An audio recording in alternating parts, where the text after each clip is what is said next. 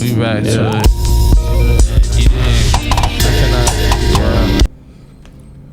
Hello my children, recently there was an update for the Halo Master Chief Collection coming in the form of Season 8. I thought I'd just kind of do a little bit of a showcase and then give my opinion afterward.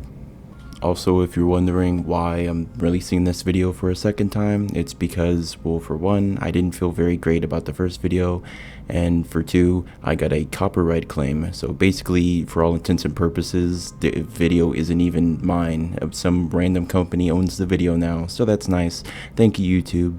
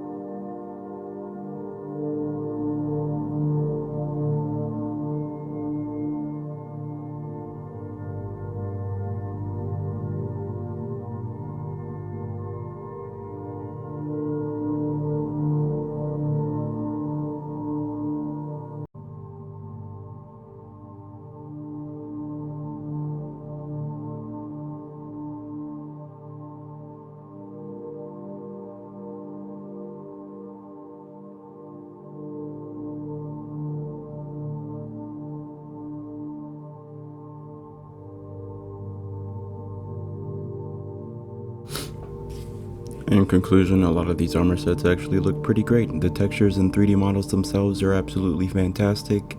In fact, in some cases they actually look better than most of the armor in Halo 5. But the problem is that these armor sets don't belong in this game. They don't belong in Halo, there's absolutely nothing Halo about them, and I don't understand why 343 wasted their time with random bullshit like this.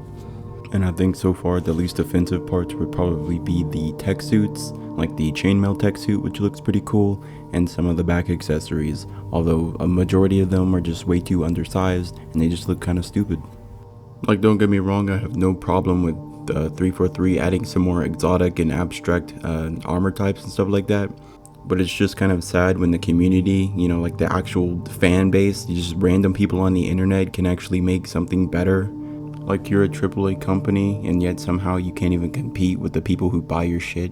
Like, there are people who go to like college full-time or work 40-hour jobs and yet like somehow they're outdoing you. Fuck all this bullshit, what the fuck? Which is interesting because in Halo 5 they actually had a couple of different armor sets that were inspired by ancient cultures. And while a lot of people were extremely critical of Halo 5's design philosophy, What is that?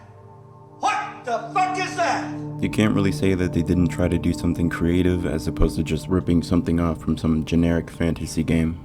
But then again, some of these armors weren't even made by full-time 343 employees. In fact, a lot of them were made by a bunch of freelance artists. But at the end of the day, you can still blame 343 for lacking any sort of legitimate review process. For example, take the Trident back accessory. Initially, it seems like a pretty neat idea. I mean, who wouldn't want to run around with a Trident? But the problem is there's nothing else in the game that seems to even be remotely related to the Trident. Generally speaking, when people think of a Trident, they think of the ocean, they think of Neptune, they think of Poseidon, they think of, the sea creatures. People think of shipwrecks, and rust, and algae, and tentacles. Atlantis. So for me, it's just really frustrating when they implement stuff like this, but don't actually bother expanding upon it in a way that would be more interesting. And don't get it twisted, I'm not saying that you have to put Aquaman into the fucking game, but you could at least just show that you have some kind of a brain, that you're capable of creativity. Like, don't be afraid to take inspiration from other things. Don't just fucking copy and paste bullshit. Detecting increased aggression. And I guess the problem is that 343 is seemingly adding all these things to help bring life into the game, but it doesn't seem to do anything other than dilute the franchise. And as I mentioned earlier, I have no problem with 343 adding more exotic armor types and stuff like that, but they have to be done right. Take, for example, the Hayabusa armor. Not only is Hayabusa the name, the Japanese term for a falcon, but it's also the name of a Japanese robot that was designed to collect samples from a nearby asteroid. And this mission took place not only before the release of Halo 2, but also during the development of Halo 3. And so what we have is an armor set that is not only a celebration of Japanese culture and accomplishment, but also a piece of work that fits within the already established art style of Halo 3. This exceeds expectations. Which is something that can't really be said about a lot of what we're seeing in Season 8, as well as a majority of the armors in Halo 4 and Halo 5. And I don't want to hate on the game because it's not even out yet, but it seems that Halo Infinite also has its own cast of questionable designs. What the hell is even that? And I guess what really bothers me is the fact that for the past couple of years, it seems like 343 was insistent on bringing Halo back to its original form. Halo Infinite, so far, it looks like Halo, it sounds like Halo, and it seems to even play like Halo. But so it doesn't really make sense to me that they would do all this work to try and bring Halo back, but then go back and then further dilute their franchise with random bullshit like this. And I just feel like with all the time they spent on a lot of this random garbage, they could have just spent that time instead on improving what already exists. A lot of the textures and 3D models themselves are kind of outdated. You can tell that they're still relying on the texture to make up for the lack of form in the 3D model itself. And since they're making all these crazy changes, they clearly don't care about appealing to everyone's nostalgia. So at that point, they might as well just go ahead and remaster Halo 3. There's really no reason not to.